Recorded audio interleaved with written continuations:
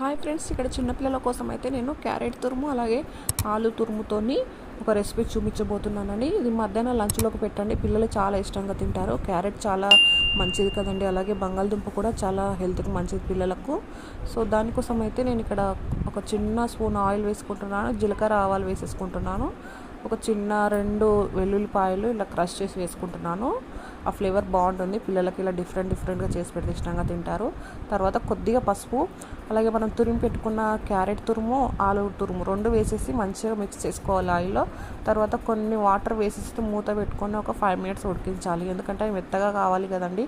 అందుకోసం అయితే స్పైసెస్ తినే పిల్లల కోసం అయితే ఉప్పు కొంచెం కారం ఈ 2 వేసి కొంచెం అవి ఆ క్యారెట్ తురుముకు పట్టే విధంగా కలిపేసి ఒక 2 నిమిషాలు మూత పెట్టేసుకోండి. మెత్తగా అయిన తర్వాత చూసారు కదా, ఈ విధంగా గుజ్జుగా అవుతుంది. పిల్లలు చాలా ఇష్టంగా తింటారు, తినని పిల్లలు కూడా తింటారు.